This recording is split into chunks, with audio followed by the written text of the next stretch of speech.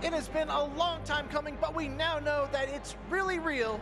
Guild Wars 3 was just revealed, the next MMORPG from ArenaNet, and here to talk with us as much as we can about it is studio head Colin Johanson.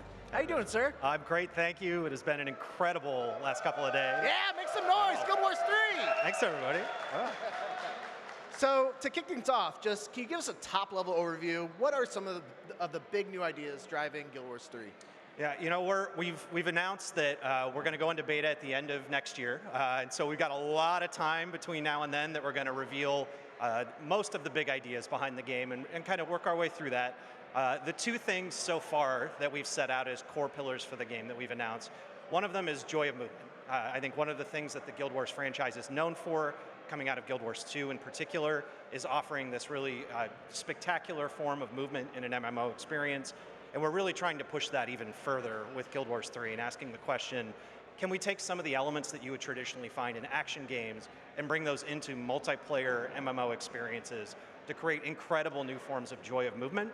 And a lot of that is powered by momentum, which is a thing you don't see in MMOs. And so a lot of the movement in Guild Wars 3, your momentum transfers between all of the different things you do, which allows you to really express joy of movement in a unique way in an MMO.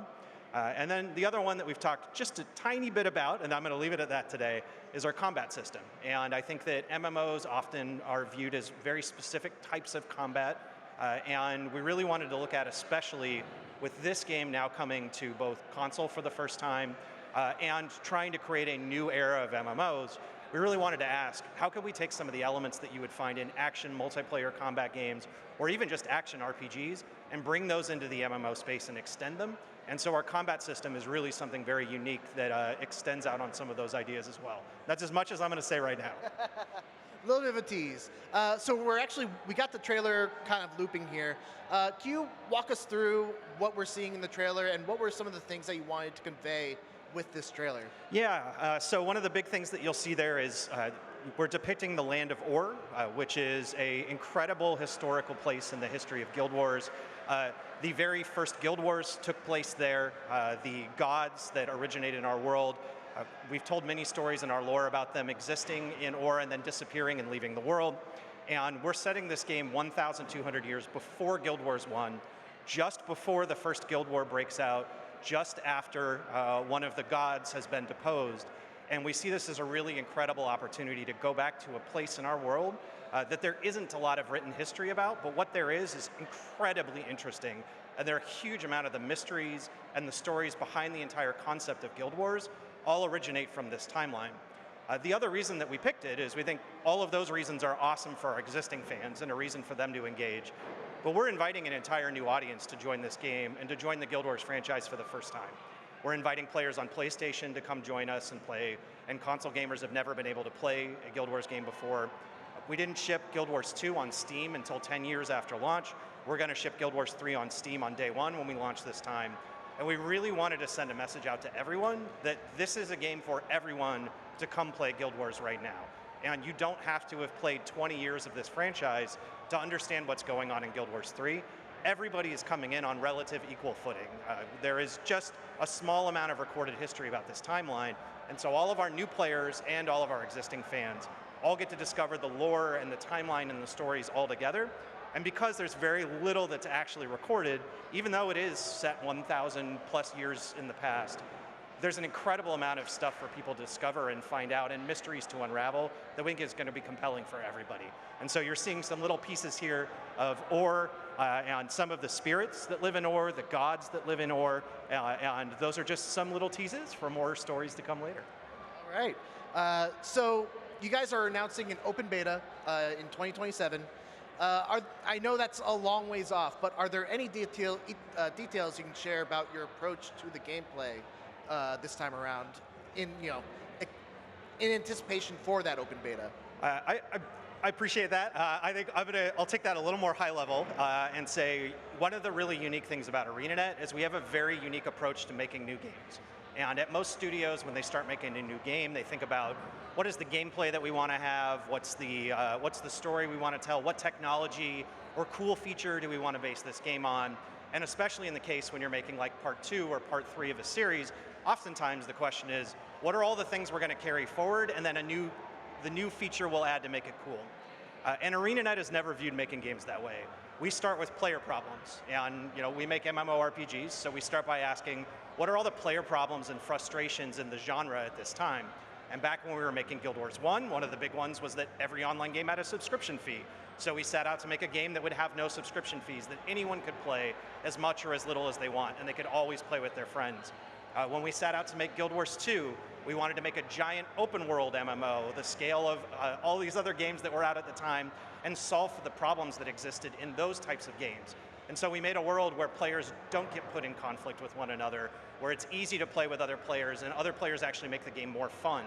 And starting with those player problems as our core means every one of our games is very, very different. They take place in Tyria, they draw from the same core lore, but they're on different timelines and they're very different game experiences because they solve for different problems in the era of game that we're making it in. And we feel like right now, the genre that we make our game in the MMO genre, and we've consistently heard this from all of you too, that you feel like this genre is ready for something new, that it is stagnated, that we've all been playing the same games for the most part for over a decade. And I think this is when ArenaNet's at its best, when we challenge ourselves and say, let's go solve for the problems and innovate. And it's risky, it's a challenging thing to do. We could trip and fall flat on our face by trying to invent new ideas and then wrap our game around those. But I don't think game genres move forward unless people are willing to do that. And so we are going to fearlessly charge forward and try a bunch of new ideas. And we really hope people love them, and we're going to find out over the next couple of years. I fully agree. Now I want to go back to that the no subscription model point. But first, we actually have some exclusive artwork that came through. If we can pull that up, and if you can just kind of walk us through what's happening here.